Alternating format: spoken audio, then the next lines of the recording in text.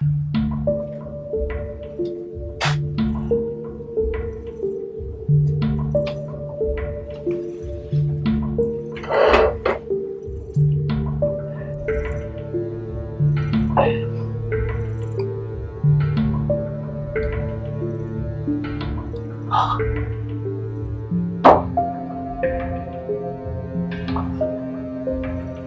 soul shall find itself alone, mid dark thoughts of the grey tombstone. Not one of all the crowd to pry into thine hour of secrecy. Be silent in that solitude which is not loneliness, for then the spirits of the dead who stood in life around thee, or in death before thee, and their will shall overshadow thee. Be still. The night, though clear, shall frown. The stars shall look not down from their high thrones in the heaven, with light like hope to mortals given. With their red orbs without beam to thy weariness shall seem, as a burning and a fever which would cling to thee forever. Now our thoughts thou shalt not banish, now our visions ne'er to vanish. From thy spirit they shall pass no more, like dewdrop from the grass. The breeze, the breath of God, is still. In the mist upon the hill, shadowy, shadowy, yet unbroken, is a symbol and a token. How it hangs upon the trees, a mystery of mysteries.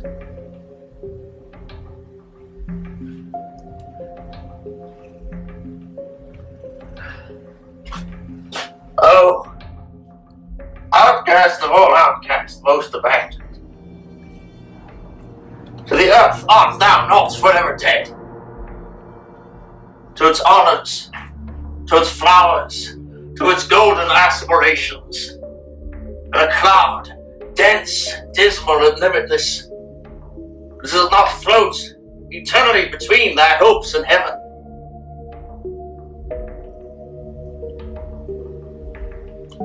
Of course, I shall not pretend to consider it any matter for wonder at the extraordinary life and the mysterious death of Edgar Allan Poe as excited discussion. It would have been a miracle had it not, especially under the circumstances. Through the desire of all parties concerned to keep the affair from the public, at least for the present, or until we had further opportunities for investigation, through our endeavors to effect this, a garbled or exaggerated account made its way into society and became the source of many unpleasant misrepresentations, and very naturally of a great deal of disbelief. It is now rendered necessary that I give the facts as far as I comprehend them myself. They are succinctly these.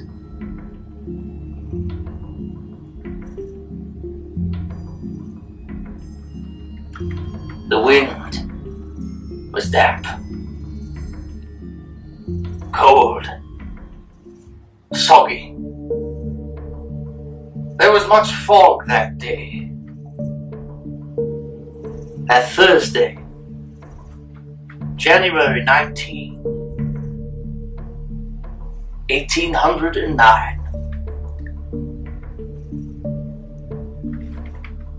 The dimly lit utilitarian aura of the 62 Carver Street boarding house served as an indifferent, monolithic affidavit to the unfortunate calamity which was about to unfold. The room was drafty, quiet, despite the agonies thus endured by the captain of the ship, as well as her passenger. Oh, horror upon horror. The ice opened suddenly, and we are whirling dizzily in immense concentric circles, round and round the borders of a gigantic amphitheater, the summit of whose walls is lost in the darkness. But little time will be left me to ponder my destiny. We're plunging madly within the grasp of the whirlpool, and amid a roaring and bellowing and shrieking of ocean and of tempest. The ship is screaming, "Oh God," and going down. Hence, the blissful ignorance ended, and the nightmares of the world came flooding in. I was born. The middle born of 3 children. I was the offspring of actors in the theatre, hence my flair for the dramatic. My mother, Elizabeth Poe, was a celebrated theatrical actress, known throughout the United States, as well as numerous parts of continental Europe. My father, David Poe Jr., was an actor as well. Celebrated, shall we say, not so much. Before I reached the age of 1, he would exit that bizarre drama that was his family, never to be seen again. Some 2 years later, I would witness the untimely demise of my mother, as she would succumb to consumption. I watched her, bedridden, maligned, emaciated frame,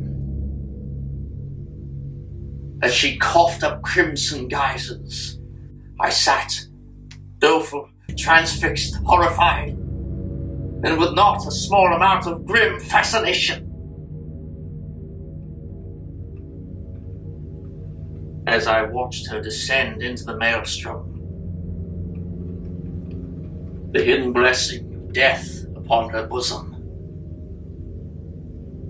For myself, however, the horror had just begun.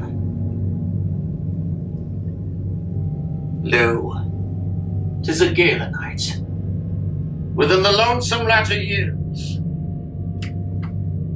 An angel throng, bewinged, bedight, in veils and drowned in tears, sit in a theatre to see a play of hopes and fears, while the orchestra breathes fitfully the music of the spheres.